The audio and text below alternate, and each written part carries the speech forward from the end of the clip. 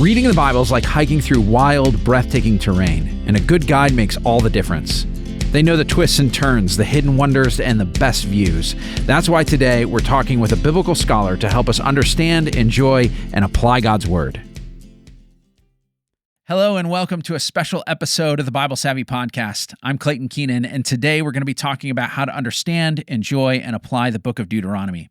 On this episode, we are joined by Dr. Sandra Richter. I met Dr. Richter when I was working at Wheaton College, and she was a popular professor among the students.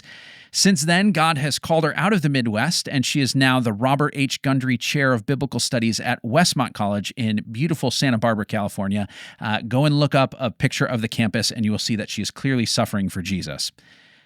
She is an expert in the Old Testament, and her specialties include the archaeology of the Bible, the economics and family structure of the ancient Near East, and environmental theology. She's a brilliant scholar, but she's also really good at bringing the Old Testament to life for ordinary Bible readers who don't have all of that academic training. One of my favorite books on the Old Testament is her book, The Epic of Eden. It's one of my go-to recommendations for people who are trying to get their bearings on what's going on. In fact, we're going to be giving away several copies of her book to those of you who subscribe to our channel and leave a comment on this video. A few other resources of hers that I'd recommend. She's got some great Bible studies on books like Isaiah, Ruth, and the Psalms that would be fantastic for a community group or to use as individual study. And she's also got a great book on a biblical view of the environment that's called Stewards of Eden. If you want to know what the Bible says about caring for creation, that's the first book I would recommend for you. But the reason she's joining us today is because one of her primary areas of research is the book of Deuteronomy, which we're going to be reading together as a church over the next 5 weeks. I think talking with Dr. Richter is going to really help us get our bearings on that book that maybe many of you are reading for the first time. So, Dr. Richter, thanks for joining us today. Hey, it is so much fun to be with you. And by the way, for your listeners, the only person on the Wheaton campus who is more popular than popular professors was one Clayton Keenan. So it's really fun to be with you and get to see you again. Yes. And, it is. Yeah. And to watch the church just flourishing around you. So I appreciate that. Gosh, it makes my heart happy. So, well, we're glad you're here. It's a joy to be here. Yeah. Well, let's start with some context. We always like to start there when reading a new book. Help us situate Deuteronomy in kind of the storyline of the Bible. Where does it fit chronologically, the big flow of Scripture's story? Yeah, Deuteronomy actually is a really complicated book. So I really want to commend you for diving deep, putting it in its larger Bible context. It's the last book of the Torah, the last book of the Pentateuch. So those first 5 books are critical to Old Testament faith. Your listeners might want to relate the Torah, Genesis, Exodus, Leviticus, Numbers, Deuteronomy, to the Gospels. And honestly, for the Israelites, the early Jews, that's how they would have seen it. That if we're going to have to distill our Bible to a canon within a canon, we're going with the Torah. So Deuteronomy is the last book. It is understood as the final sermon, last will and testament of the greatest leader of Old Covenant faith, Moses. I talk about it as the last boyfriend speech, and all the parents in the crowd are going to latch onto this one, right? The question being, when did you first start talking to your kids about cars, kissing, and curfews? Yeah. So I started early. I think I gave the speech the first time at maybe the age of 10. The first date was allowed at 16, but every parent out there knows that regardless of how many times I'd given the cars, curfew, and kissing speech, I was going to give it one more time before that girl was allowed out the door. So that's kind of what the book of Deuteronomy is. It's Moses giving the last boyfriend speech. And it's this great, I mean huge, massive, weighty transition between Moses' leadership, getting the people of God out of Egypt through the wilderness wanderings, all the way to the threshold of the promised land. And now he's turning it all over to his associate pastor, who is good looking and, has good hair and as far as we can tell, should do a really good job. But it's a scary moment for everyone. Yeah. That's a good way to frame it. That's really helpful. Give us maybe kind of the 30,000 foot view of the book, a little bit of how it's structured, but also some major themes we should look out for. Okay, so here's where it gets complicated, because as you and I both know, the first question we want to ask about a biblical book is, what kind of book is it? Am I looking at history writing? Am I looking at psalms and hymns? Am I reading an epistle? Well, in reading the book of Deuteronomy, you are reading what I like to call a law code tucked inside a narrative, staged as a speech and formatted as a covenant. Whoa. And you guys are going to be crashing into every one of those genres as you move through the book. And the junctures between law, code, narrative, speech, and covenant are sometimes a little awkward as you move through the book, because the biblical authors are attempting to accomplish all of this in this transition moment. So the clearest one is the speech, right? Moses is standing in front of his people. And to quote Eugene Peterson, he's got this lovely little intro to the book of Deuteronomy in The Message. And he talks about this sermon, perhaps the longest sermon of all time. And Moses is going to stand in front of his people, rehearse all of the major themes of the book, and then he's going to climb a mountain and die. And talk about rhetorical impact, right? Yeah. Like, this is my final word to my people, and now I'm going to die. and when I die, no one's going to know where I'm buried. And this is the end of my story. So the most obvious one is the speech. And if you were assessing Deuteronomy literarily, you would want to talk about it as both a speech and a covenant, and both elements are going to be really obvious. We have got 4 speeches in the book of Deuteronomy. And why did they say 4? Because at each juncture, we hear Moses saying again, or the narrator saying again, these are the words of Moses, these are the laws of Moses, this is the blessing of Moses, this is the song of Moses.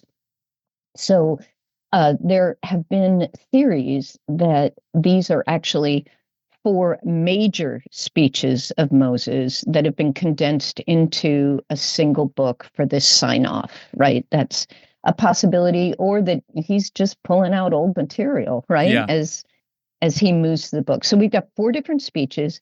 They run from chapters 1 to 4, chapters 4 to 29, which is the big chunk.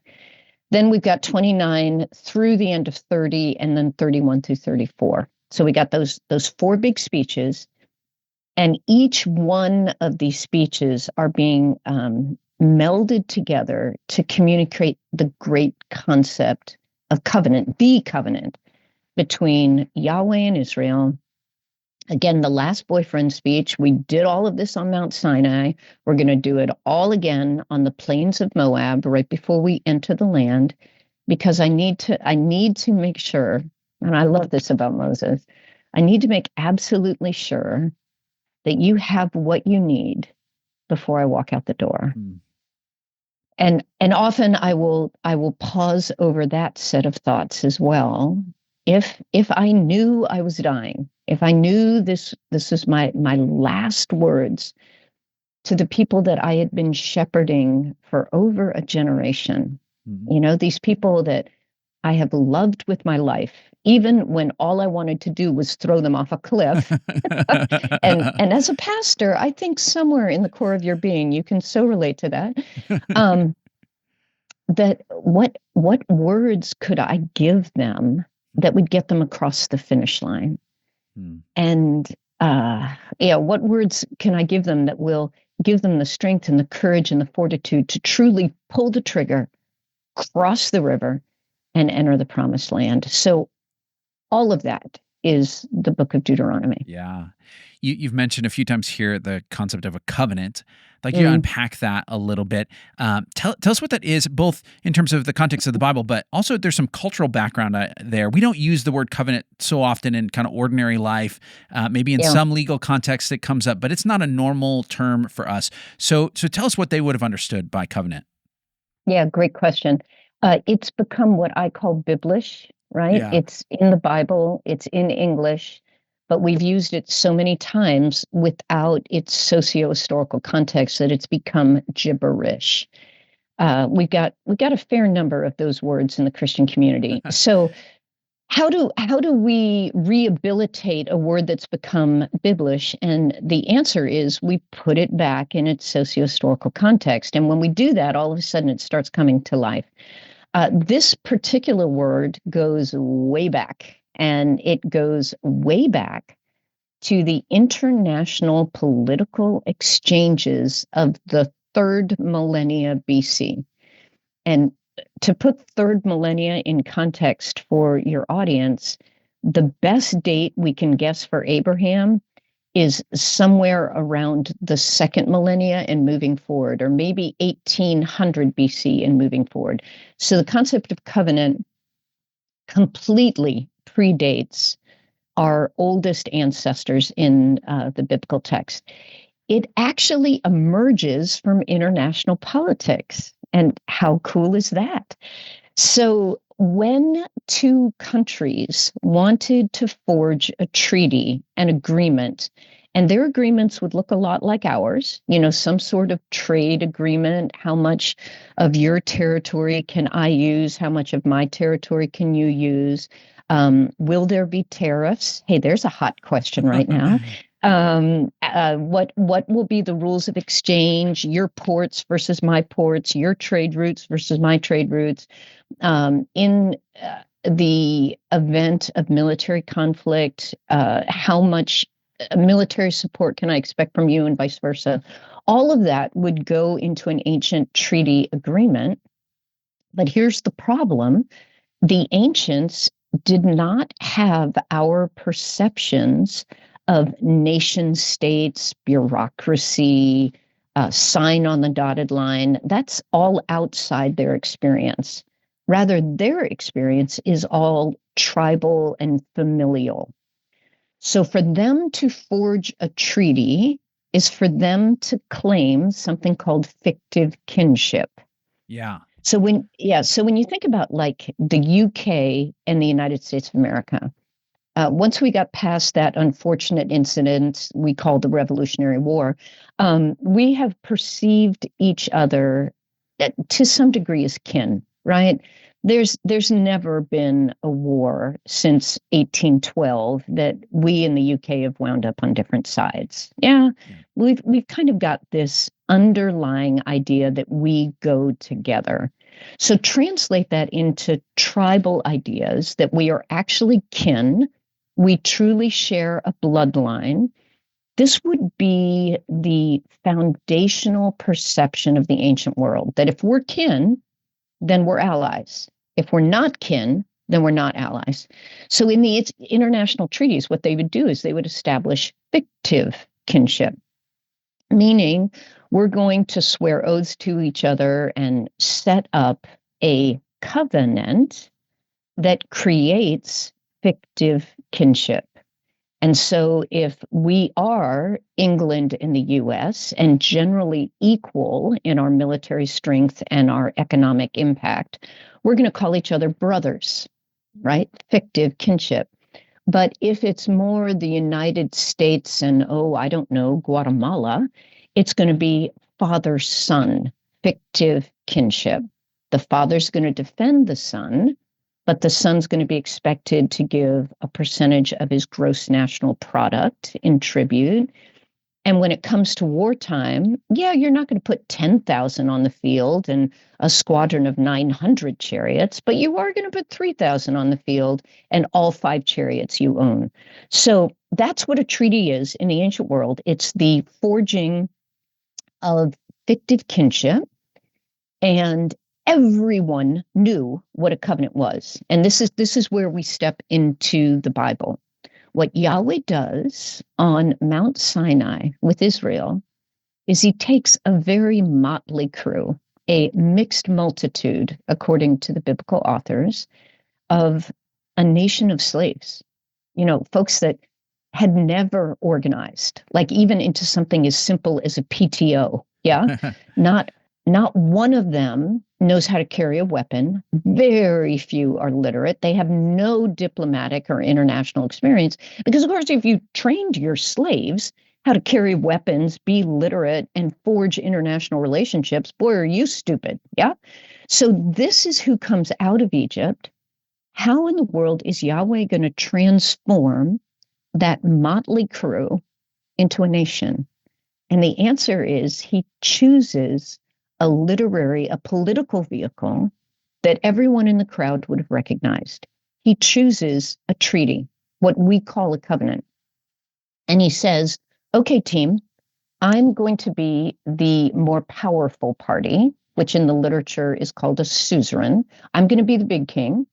You're going to be the little king. You're going to be my vassal state. I'm going to allow you to organize yourselves within certain boundaries that I will set. I'm going to be in charge. I will be the ultimate emperor of your territory. I'm going to give you a land grant, which again was a part of these treaties. That's what we call the promised land.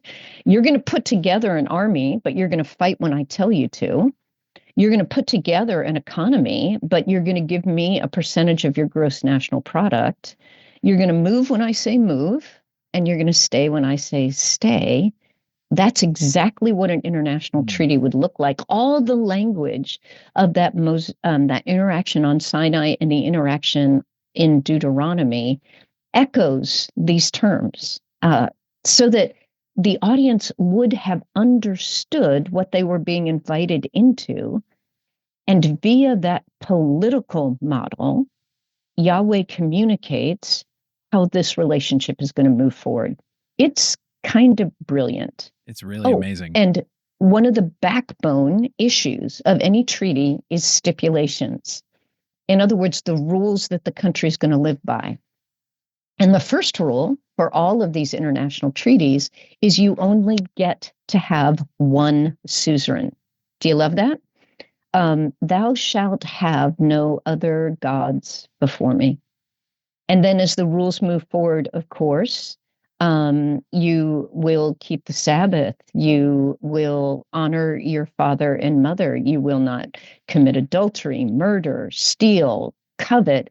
These are all the stipulations of Israel's covenant. And just like in an international treaty, if the weaker party, Israel, the vassal state, if they keep this covenant, then they will continue in the good graces of the suzerain, which means they'll keep their land grant. He'll defend their borders, and their economy will be protected, stimulated, enhanced by the suzerain as well. So that's the backbone of Israel's relationship with Yahweh, and that is the backbone of the book of Deuteronomy.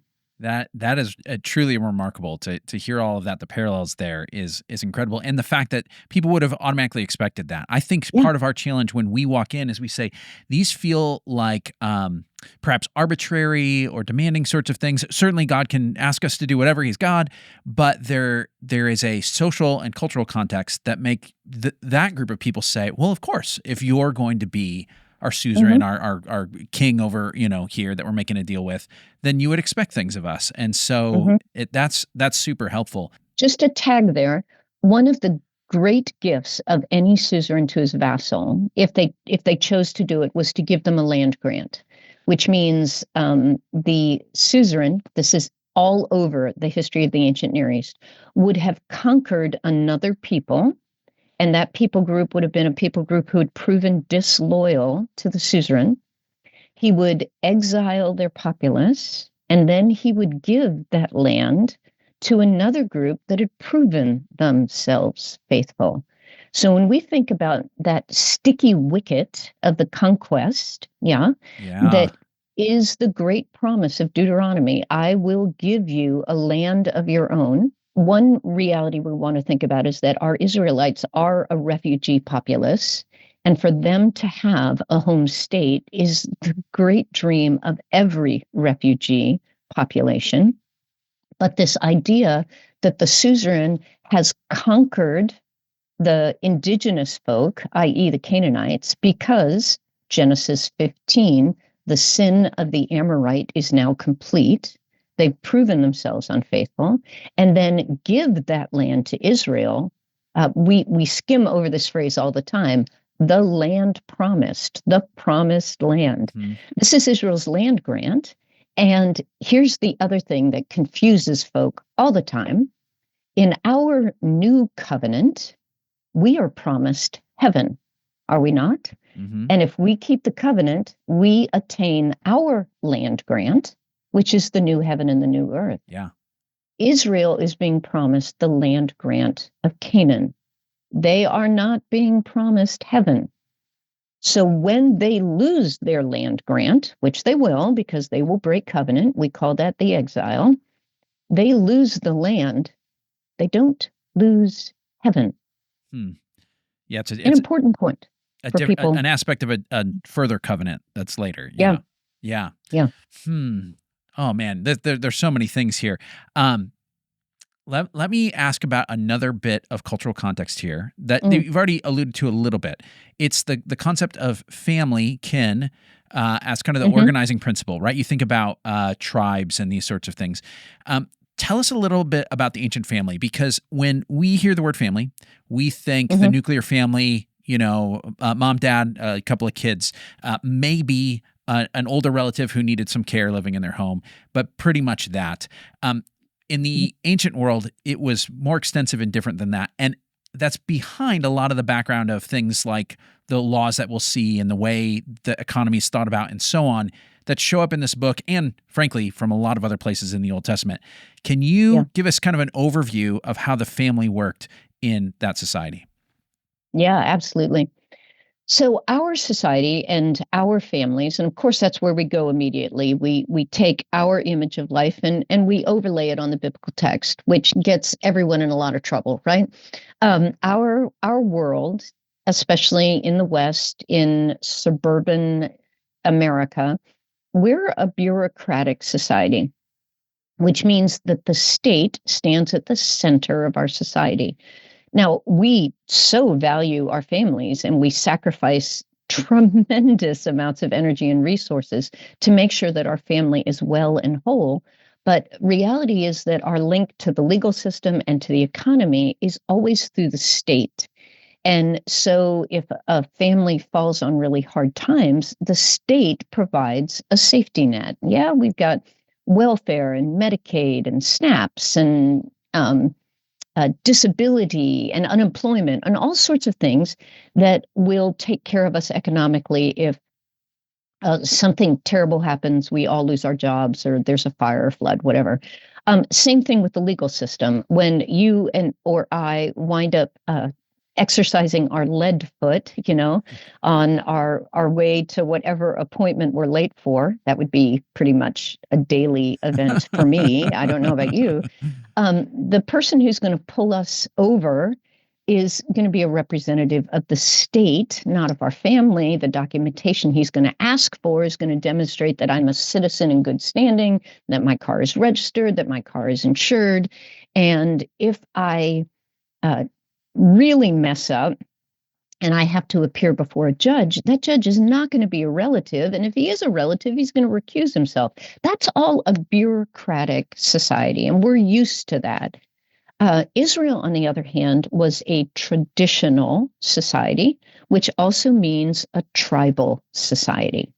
And these sorts of cultures are still alive and well on our planet, but they're not my experience, and they're probably not your congregation's experience either. That setting where the most important thing about you is who you're related to, specifically who your father is in a patriarchal society, and this idea that all of my links to the economy and to the legal system are happening through my family. So if we think of traditional Arab culture, where someone in Saudi can count off their relatives 10 generations back using the knuckles of their hands. It's kind of fun. That's how they train their kids. If we think about a society where if a young adult gets in trouble, the dad is the person who disciplines them for society. And in the Bible, if the dad can't do it, the uncles are pulled in. If the uncles can't do it, then the elders of the village are pulled in. Those are traditional societies. So Israel during the book of Deuteronomy is living in little teeny tiny Iron Age villages. That means 250 people max. Everyone in the village is related to each other one way or another.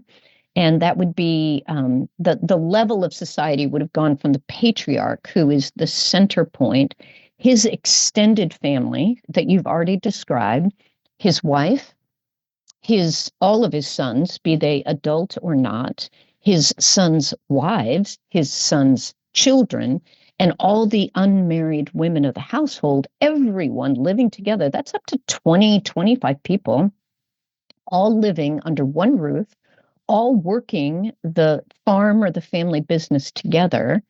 We're going to have a cluster of 10 or 15 of those. That's what's going to make up a village. So everyone's related. The elders are the ultimate legal judiciary force. So over and over again, you're going to hear in the book of Deuteronomy that if there's some sort of crime, be it sexual misconduct or theft or an incorrigible young adult in the household, you're going to take those people before the elders of the village. And they're going to meet in the gates of the village, which might just be the shared central space of an unwalled, unsophisticated little community gathering. And the elders of the village are actually going to enact the legal repercussions of breaking this law. That all comes out of a tribal society. It's very unfamiliar to us. So, I think about, I don't actually have a son, but I think about my 27-year-old son who I cannot pry out of the recliner, that I can't break away from his video games and get him out there to get a job and start paying rent and move on as a productive member of society. This is Deuteronomy 21, by the way. What am I going to do? Well, in my society, I'm going to struggle to deal with him. And I might not be able to really change the trajectory of his life unless the police get involved, which is going to be a huge mess, right? In their society, that incorrigible, gluttonous son, if I and my husband can't deal with him, I call in his uncles. And his uncles pick that boy up by the scruff of his neck and yank him out of that recliner and drop kick him out into the barley patch and hand him an agricultural tool. And if that doesn't work, then all of the elders of the village get involved. So that's the kind of society we're dealing with. And it's one we have to be willing. This is what I say to my students all the time. We have to be willing to do the cross-cultural work of stepping into their world, or their rules, regulations, and traditions don't make sense to us. And we wind up judging them very harshly because we're judging them by the wrong set of expectations. And one little tag on that, I now teach undergrads who, of course, are full of passion to change the world and have this much experience, right? I have to remind them that when they get off the bus in Ensenadas, Mexico, to work with our Potter's Clay ministry, if they start barking about the fact that there's only one Starbucks in the entire urban center, and they're not going to be able to get their double shot latte every morning to, get rolling, they will be univocally condemned as spoiled brats, right? And instead, they need to get off the bus and find out how the locals do things. Well, I tell my students all the time, if you get off the bus in Deuteronomy and you start barking about the fact that young women don't have sexual agency in this culture, you're enacting the exact same ethnocentric faux pas. How about you figure out how they do things and then start evaluating their law code? Yeah, that's so helpful and so hard for us, mostly because unlike driving to Mexico or someplace that's a different culture from us. There aren't a whole lot of locals to fill us in, right? That's a very good point. I can talk to someone from that culture and say, fill me in about this. It's a lot harder in the biblical cultures because it's past, and it's mostly accessed through either lots of time in Scripture or through scholarly help with those sorts of things. So that's part of why we do these conversations with folks like you, because it helps us see those things that all of a sudden you're like, oh, I didn't even know I was imposing my thoughts on this. It's really helpful. And you don't have the bus ride either, to watch the stuff change and all that sort of thing. Yeah. You wake up in the morning and you open up your Bible and you just sort of jump in and yeah. Well, let me ask you about what? Sorry. Let me ask you about a few other themes that come up in Deuteronomy. One of the things we teach people to do when reading any passage of Scripture is to look for repeated words and themes, things that come up a lot. And one of the things pretty early on in Deuteronomy that comes up is the word remember, or the opposite, do not forget, and just a lot of recounting of stories from the Exodus journey and these sorts of things. Why is this so important? Why is remembering the past so important in Deuteronomy? No, and I would say you've tagged one of the most important, can I say hortatory themes? That means preaching themes throughout the book. Because again, this is a sermon, even though it's very technical and they've dropped a law code right in the middle of it. It is a sermon, and it's going to have the altar call moment in chapters 30 and 31 when Moses, after he recounts all of this, says to his audience, please choose life. Please choose life. And one of the major ways they go about choosing life is, as you said, remember. So the thesis is, if you remember what God has done for you in the past, then you will obey. And if you obey, you will be blessed and you'll live. If you forget what God has done for you in the past, then you're going to drift, you're going to disobey, and you're going to wind up with a curse, which is one of the outcomes of a treaty, right? So please remember, obey, be blessed, so that Yahweh can offer you life and all the blessings of this covenant. So when you think about that remembering, when we talk about the structure of the book, the whole first 4 chapters of this book are rehearsing Israel's story. And Moses is not shy about recounting their victories and their failures.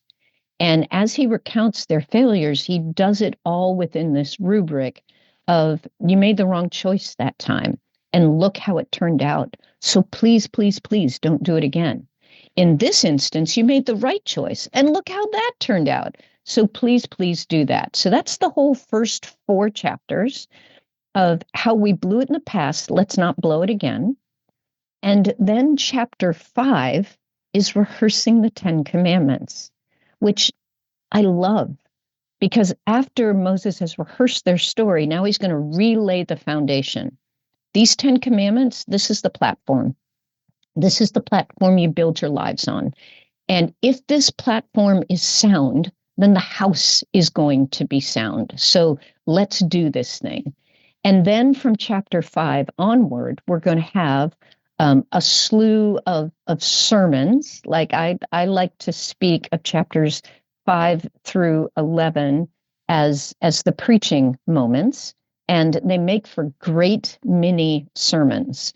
And one of them is remember where you when you become successful, remember where you came from.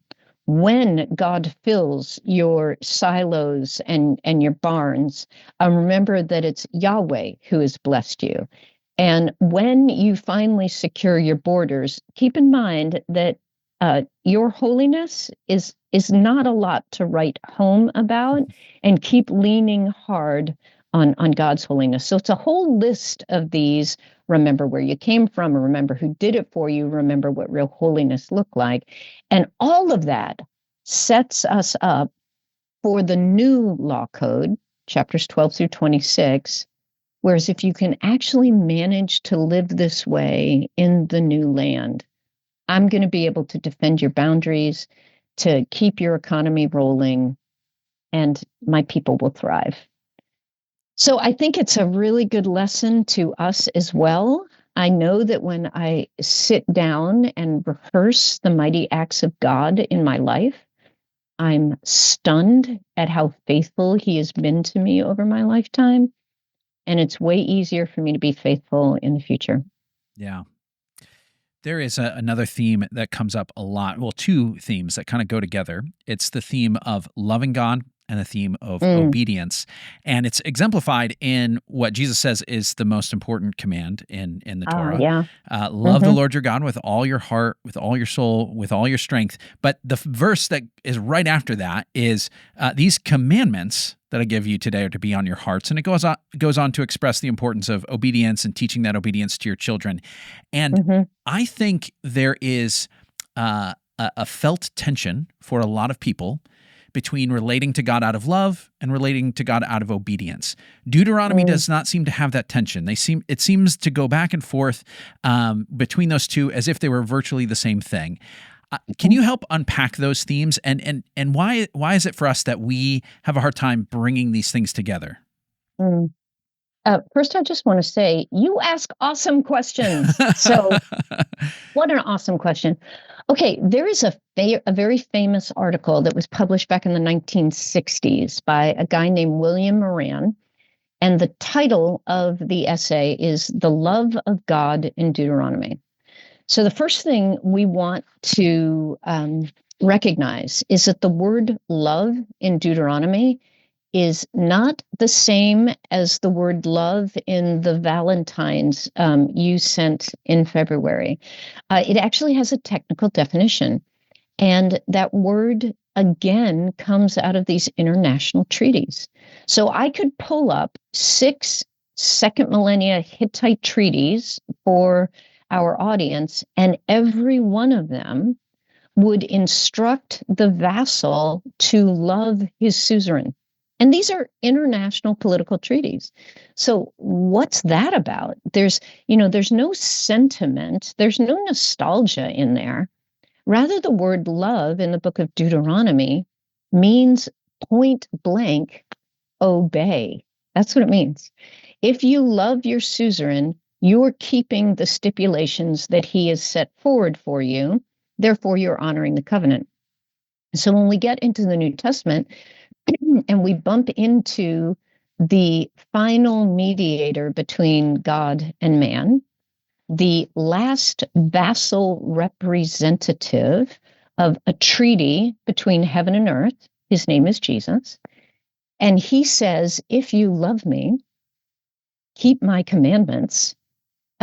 He's totally wafting, riffing off of Deuteronomy. And so he's reiterating that thesis that keeping this covenant involves actual behavior on our part. So there's that category. And then there's the passages that you brought up when the Pharisees, Sadducees are trying to corner our man and make him look stupid. And of course, our Pharisees and Sadducees are attorneys. That's their profession. So they are extremely well-versed in the law, and they're trying to catch Jesus in some of their more awkward conversations. And they don't expect that he's going to be able to navigate that space. Well, one thing he does, he uses the love language, right? Which is the Shema out of Deuteronomy, obey Yahweh. But he also starts moving into that more relational sense that's coming out of Leviticus, love your neighbor as yourself, which does have to do with obedience, but it also has to do with care and compassion. He has no trouble uniting those two. And I think we all can say from experience that it is way easier to be charitable, kind, deferential, generous with people that I have an emotional connection to than it is with strangers. So, we're seeing that link between obedience and affection. But here's the other slam dunk.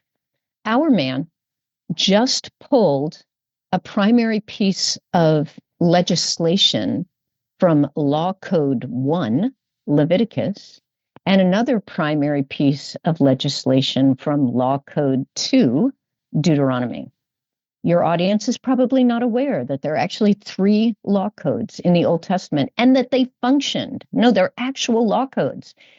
And our guy has just proven his, help me with language, legislative expertise by taking a law from 2 of the major law codes and linking them together and silencing the opposition. So, to answer your initial question, love does have a technical definition in Deuteronomy, but it still circles back to that relational idea of love, which any person who is a parent or who is married or has hung on to a friendship for more than 3 years knows that love is often a decision, not an emotion. And we do what's right even when we don't want to. Yeah. So I don't know. That's helpful. Does that help? It sure does. And I think even bringing it back to that parental thing, when we're used to, we're in a bureaucratic society, like you said, we're used to thinking about laws in terms of how you relate to the state, which is impersonal, and love being how you relate to your family, which is personal. And if those two things are the same conceptual world for the ancient people, to say this is your family relationship, the loyalty you have to your family, and the obedience that you would have to an authority, those things go together. They're not separate worlds. That helps, goes a long way too. I mean, we still experience it. Children are expected to obey their parents and so on, but we separate those things so often that we're probably doing ourselves a disservice here. That's an interesting point. The idea that the state is impersonal and we're allowed to take those laws and put them in a non-emotive realm. Yes. And then, of course, we have magazines like People Magazine that's constantly trying to find something that pushes us out of that, that's just the law, and makes it personal. But reality is that your 8-year-old knows that there are laws in your household. That's right. And if your 8-year-old breaks those laws, there will be consequences. Yes. We just don't call them laws. No. We call them something else. Yeah. Let's talk about some specific laws, or at least how do we approach specific laws. This is where it gets really challenging as someone who is reading through the book.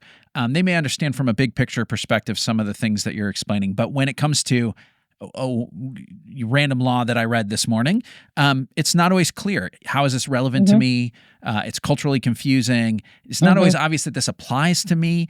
Can you give some tips and guidelines on how to read those individual laws? Right. And let me start by saying it might not apply to you. Yeah. So this is a functioning law code. It actually worked. Now, all of the law codes in the ancient world, and we have many of them, the one your audience might be most familiar with is the Law Code of Hammurabi. They've heard his name. None of the written copies that we have are expected to be complete, right? They are samples, exemplars. And just like our courts have to regularly rule on situations that don't exactly match what's on the books, they use what's on the books to guide that decision-making process. This would be true of the law code in Deuteronomy as well, which, by the way, runs from chapter 12 to chapter 26. So as a functioning law code, it's functioning within the socioeconomic, political realities of ancient Israel. And we don't share that socioeconomic, political setting. We, first of all, do not have a law code that is enacted by the elders of our village. Yeah, When a young man is convicted of driving recklessly without a license and winds up at a DUI, it's not his uncles that beat the snot out of him, right? It's going to be the state. So the function of this law code, the first thing we have to be able to do, and this is going to take a wicked, awesome sermon series, go team, is to take those laws and put them back into their socioeconomic political system and see how they functioned in that system. So if we're going to stick with the incorrigible young man who, let's walk through that. So if there is a young man and he's living in his father's house and he refuses to work and he's a glutton and a drunkard, what do we do? Well, in Deuteronomy 21, the end of the trajectory is you stone this young man. Okay, and we're all appalled, right? What? We're gonna stone this young man. Yeah. But let's start at the beginning, the foundation. We are dealing with these extended families that we talked about, right? 20 people living under one roof. They are living in a subsistence economy. What that means is everyone is just barely making it. You are rich by definition if you have excess. So if you have more than the meals you need for today, tomorrow, you're rich. So think subsistence economy. Think the fact that this is a diversified agricultural economy. So we are harvesting our wheat and barley. We're going to put it in the barn and we're going to store it throughout the winter when we're not taking in crops. And we're going to ration it out very carefully to make sure nobody starves. Then we're going to have the flock, right? Diversified agriculture. So we're going to be milking our sheep and goats. We're going to be making yogurt. We're going to be storing that stuff as much as we're able. We're going to be culling the flock. How do we cull? We cull recently weaned males. Think about this. Very few of your people are keeping livestock, but recently weaned means I have not had to invest any pasture, any defense, or any grain in the upkeep of that young male. All of his upkeep has come from the ewe that is nursing him. And when he's weaned, I'm going to keep milking that ewe, right? So he hasn't cost me anything. How many rams do I need to keep my flock functioning? 2, 3 at the most. So that's when I slaughter. So I'm going to slaughter that meat. I'm going to feed the 20, 30 pounds of meat to my extended family. But if I slaughter more than my males, I'm cutting into the yogurt and milk. Okay, so we're working all of this, right?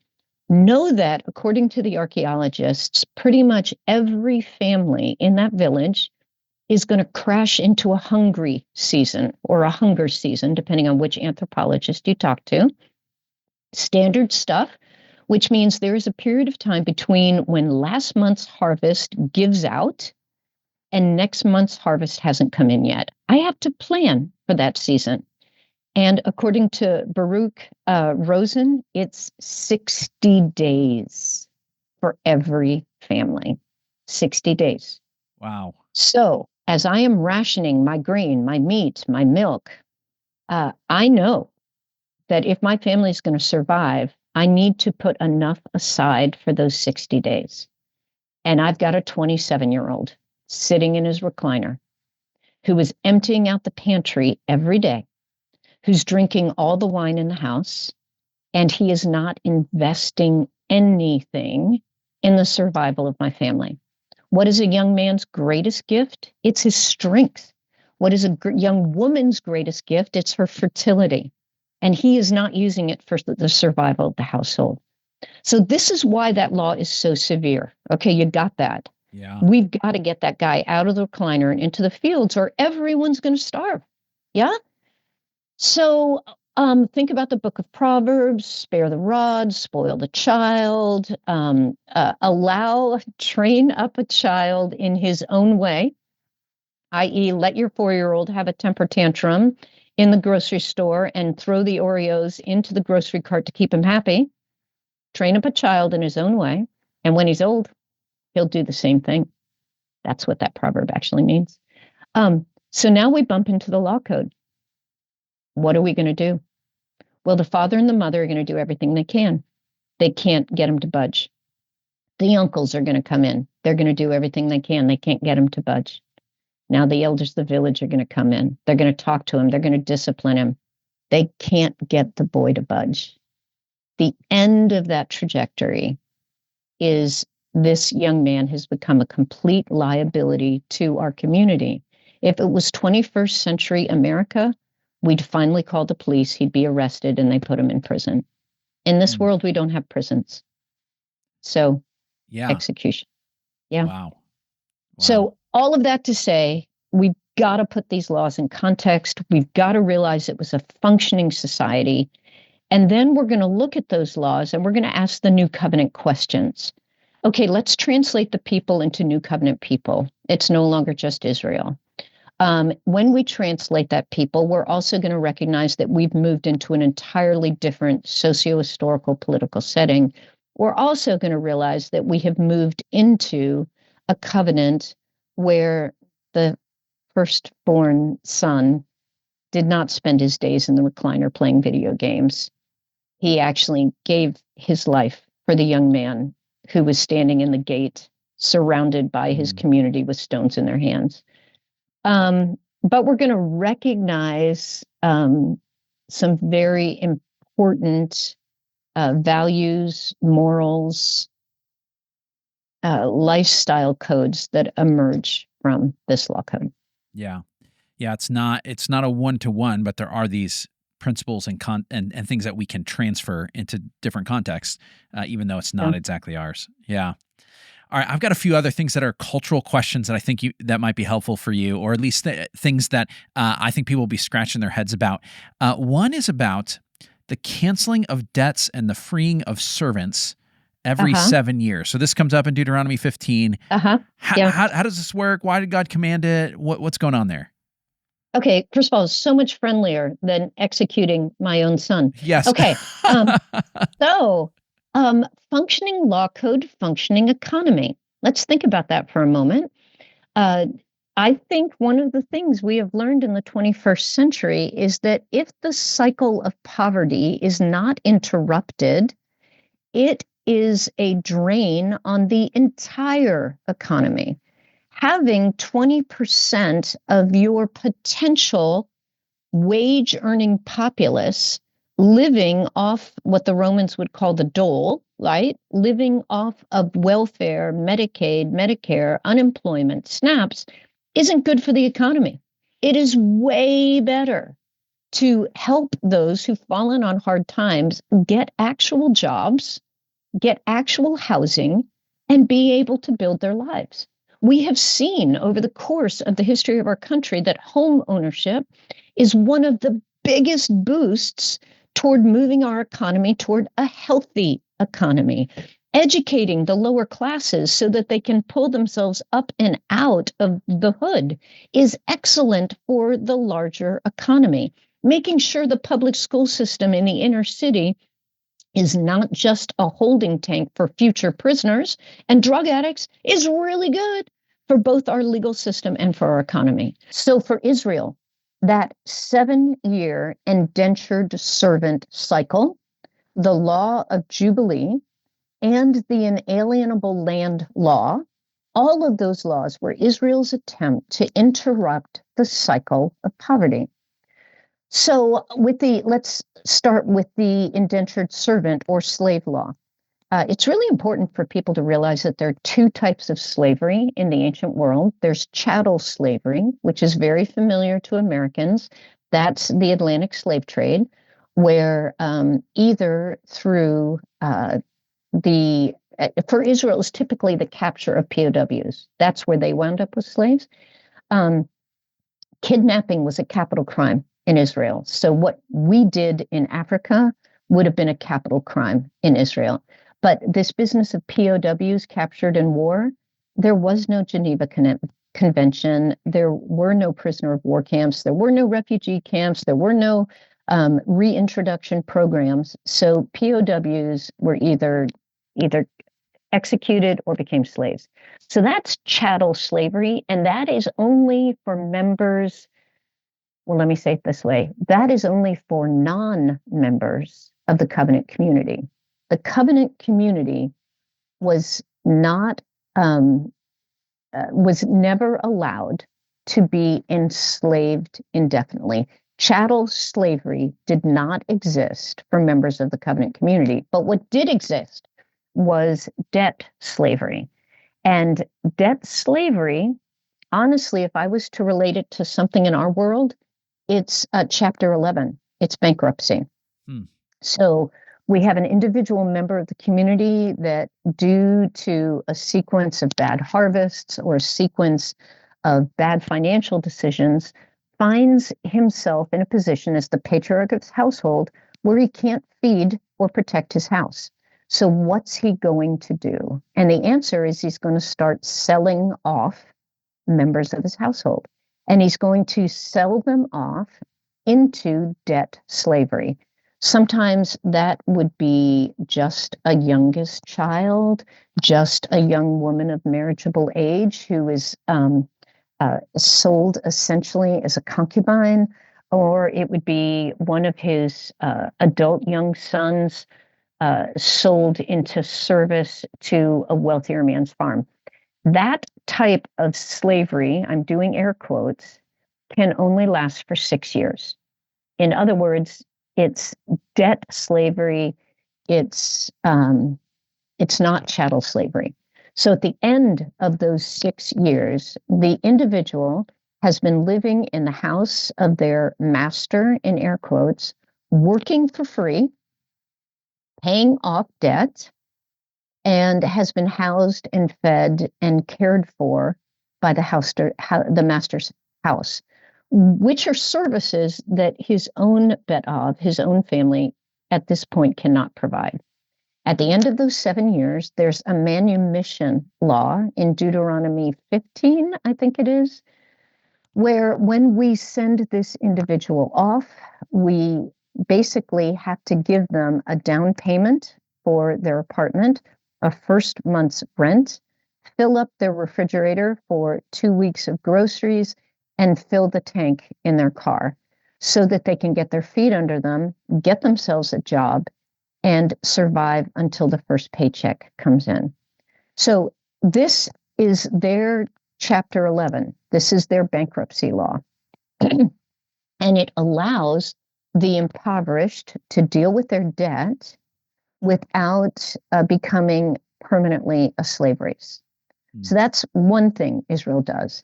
Then there's the inalienable land law, where if that bet of is it so at the bottom, think about Naomi and Ruth and Elimelech, where Elimelech actually sells the family property. They're never actually selling their land. They're selling it into the equivalent of debt slavery. So someone else buys it, in quotes, and they get to farm that land until the man who originally owned it has the resources to buy it back. The person who's bought it cannot charge interest. They have to sell it back at the cost they bought it for. Tell the real estate agents that. The land can never permanently change hands. If it belongs to a subclan of the tribe of Judah, it has to eventually return to that subclan of the tribe of Judah. And that comes from this perception that Yahweh truly owns the land. And it comes from this economic provision that communicates that perpetual poverty is always interrupted by land ownership. So if that land can eventually go back to the impoverished man, it will give him the capacity to pull himself up by the bootstraps. So inalienable land law, after 7 years, the land has to go back to the owner. It has to be sold back. If the owner finds himself in a situation where he absolutely cannot regain the financial means to buy back his land, to buy back his family, he can choose to become a permanent slave. He can go to the elders of the city, said, look, I love my master. He takes good care of us. Pierce my ear. If you remember that old glad song, "Pierce my ear, O Lord my God." I want to become a permanent slave. That's possible. But the other thing is the year of Jubilee. And what the year of Jubilee accomplishes is all debt, be it land debt or debt slavery, is reversed on the year of Jubilee. And that was supposed to happen every 50 years. We can't verify if they actually did it every 50 years. But we do know that other nations were practicing this as well.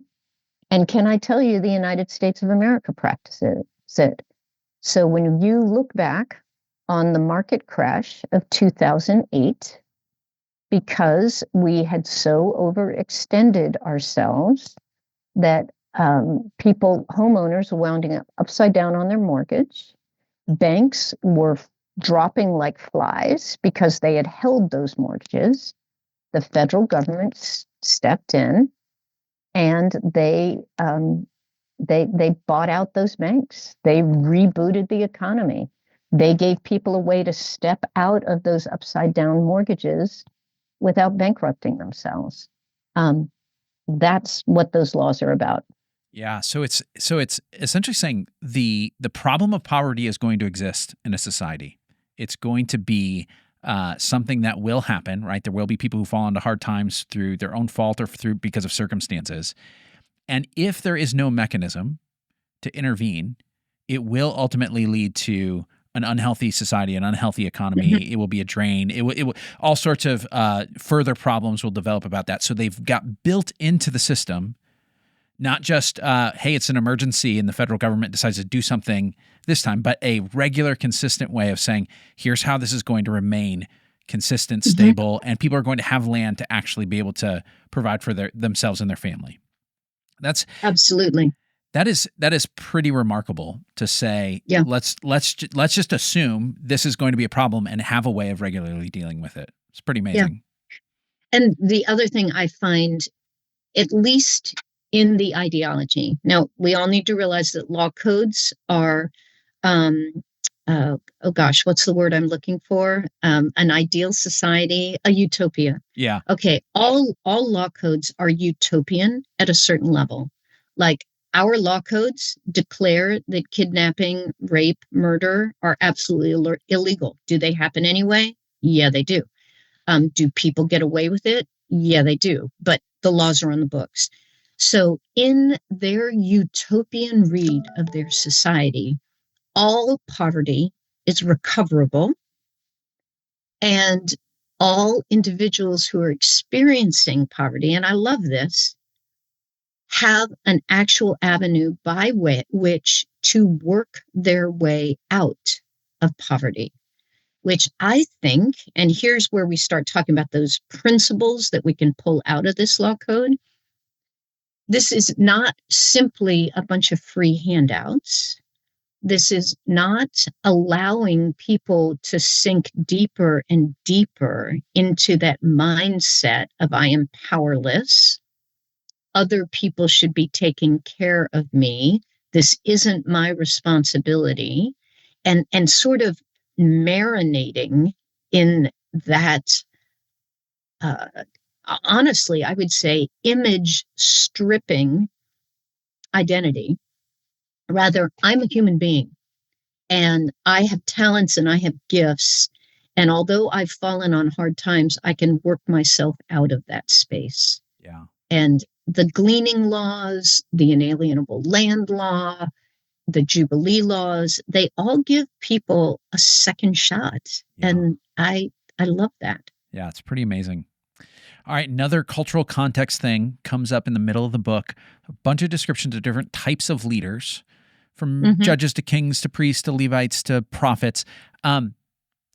We've got some sense of kind of how our governmental system works in our society. Hopefully people have a sense of 3 branches of government, those sorts of things. Can you give just the broad overview of like, how did Israel's government work? Because there's all these different roles described, but I don't know where they all slot all the time. Right. So the overarching identity is Israel is a theocracy, which means in Israel's world that God literally is the ruler of the country. This is not a metaphor. It's not an allegory. Yahweh is literally enthroned above the cherubim in the Holy of Holies in his house, which is exactly the same language as the king in his house. So Yahweh rules the country from his throne room in the temple. He has appointed 3 human officers to enact his commands, and that is the prophet, the priest, and the king. So we have 3 human officers within the divine theocracy. We, as heirs of monarchy, always assumed that the king was the most powerful character. But if you read your Bible carefully, you see over and over again that the prophet is the most powerful. The prophet is the only one in the mix who is charismatically identified by the Almighty. There's no bloodline required to be a prophet. God chooses his prophet, which interestingly is the only one of the theocratic offices where women show up, because Israel is a patriarchal, patrilineal, patrilocal society, which means only men inherit. So if you're going to inherit the throne, you're going to have to be male. If you're going to inherit the post of priest from the tribe of Levi, you're going to have to be male. But if you're going to be selected and divinely chosen, you can be female. So those are our 3 officers. The priests represent the people to God, and they run the cult. Cult meaning religious system. The prophet speaks for God to the people. So he's like a mixture of Secretary of State and preacher. Billy Graham and Henry Kissinger blended together, if those characters get traction with your audience. And the prophet will regularly call the king out for failing to enact his role, which should be the type man of the nation. He should be the ultimate example of a faithful Israelite. He is in charge of the military. He should be, leading the troops and organizing the military and training the professional army, all those tasks. And he should be enforcing the law. Whether or not he does enforce the law is where the prophet steps in. Then we've got some other characters in the mix. We have a season of judges who predate the king, who have very similar roles to the role of king. If you're going to do Mesopotamian history, they're the NCs before the kings emerge. If we're going to think, I'm thinking about frontier America, where the federal government really had almost no reach. Yeah. So it was the local sheriffs and governors that really enacted the law. So the judges maintain that role. There's a lot in Deuteronomy about the court system and making sure the courts are clean. And Deuteronomy, I think, holds a very profound and important message, which is if the courts are clean, then the nation will be clean. If the courts are corrupted, God help the average citizen. Yeah. This is super helpful. I want to keep asking more and more questions, but we are running low on time. Oh my gosh, this is so good. We'll have you back or have you in. Okay. So let me. I say invite me back after the sermon series and tell me how it went. Yeah, that'd be really exciting. We'll do a wrap up and say here are all the questions we couldn't figure out after we've read through this book. All right, so let me do broad picture things about Deuteronomy in terms of connecting it with us. I'll give you 2 questions at the same time. Give us a good way to connect this to us and Jesus. You've already alluded to some of those things. And then the second question is, all right, what are some tips for actually applying the message of Deuteronomy to our lives? To actually, this is fascinating, it's interesting to know, but how does it change us? Right. A couple of big strokes here. Here we have the people of God standing just outside the borders of the promised land. And they're scared to death, as they should be.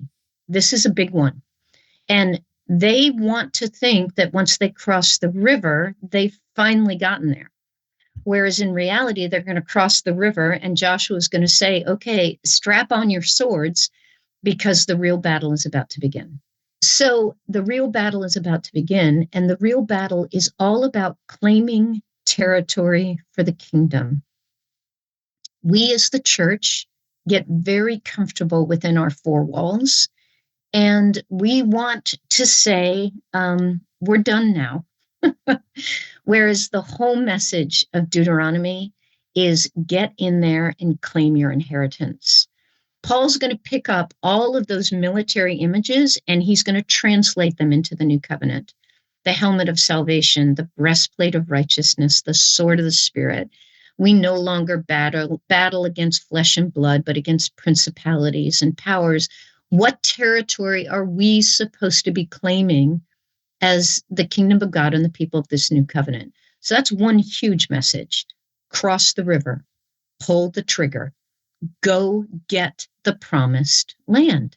Don't be satisfied staying out in the margins. Don't be satisfied until we've actually claimed the inheritance. That's message number one. Message number two is that within the covenant community, there are rules for the way we treat each other. And those rules, we don't get to abandon them simply because that other citizen of the kingdom is a citizen of the tribe of Reuben instead of the tribe of Judah. I have to treat citizens of the kingdom of God with the respect and deference that Deuteronomy claims.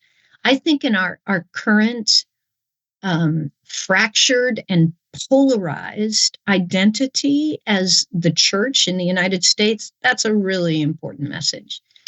When it comes to the law code, we've got to do some hard work because, again, we've got to translate it out of the socio-political, societal realities of Israel's functioning theocracy. And we've got to translate that into the new kingdom. And that takes some homework. Realizing we are not a theocracy. We do not have a tabernacle in the center of our country to which we visit. And we're not busy claiming physical territory in the name of the kingdom. So those are some things we got to take home with us. That's really helpful. Well, Dr. Richter, I want to thank you so much for spending some time with us. Before we go, where could we find more of your work? Oh, thank you for asking that question. Well, I have just put out my newest curriculum on Deborah in the Book of Judges. All right. That rehearses a lot of these themes because it's the time of the conquest and settlement, right? And Deborah is the one of two judges who also receives the title prophet. And that is Rockstar Samuel and Understudied Deborah. So I encourage you guys to find that study. It's actually up for Bible Study of the Year by the Christian Book Association. Right. I might actually beat out Max Lucado. Come on. Wow. I know. There we go. I know. Big time stuff. So that one's just come out. You've already named Epic of Eden, which I'm rewriting this summer as a second edition. So we'll be updating that. We've just refilmed Epic of Eden for the Bible study and are doing big work on the study guide. Oh, what else is going on? I wrote a children's book. Did you really? Oh, wow. I did. Environmental theology, Abigail in the Waterfall. Whoa. And Abigail makes her debut in August. Oh, that'll be exciting. All right. We'll definitely look out for that. I'm kind of jazzed. I needed to get traction, no manipulation here, but I needed to get traction so that I can write a series and grow my characters up. Yes. Because, I'm really interested in Abigail and Levi becoming young adults. And right now they're only 6 and 2. So, yeah. We will definitely check that out. That is fantastic. Well, again, for everybody who is watching or listening out there, we are going to be giving away some of Dr. Richter's books, the few copies of the Epic of Eden. So if you want to be entered into that, make sure you're subscribed to the YouTube channel, that you comment on this video, share something you found interesting or helpful. or a question or something like that, we'd love to hear that. And when we're done finishing the book of Deuteronomy at the end of July, we'll be picking out some winners of that and sending out the books. I hope this has gotten you excited to read the book of Deuteronomy. On the upcoming weeks here on the Bible Savvy podcast, Pastor Courtney, Pastor David, and I will be doing our usual thing, discussing one passage from each of the readings, each of the week's readings. So thanks for joining us, and we'll see you next Monday. Thanks for hanging out with us. Join us again next Monday for a new episode where we'll be looking at another passage from the Bible Savvy reading schedule. And in the meantime, if you're not following along with the reading plan, check out BibleSavvy.com. Also, you can subscribe and leave a review on whatever platform you're listening or watching on. You can find us on YouTube or wherever you listen to podcasts. Email us your questions or suggestions at podcast@BibleSavvy.com. Lastly, tell your friends, and we'll talk to you next week.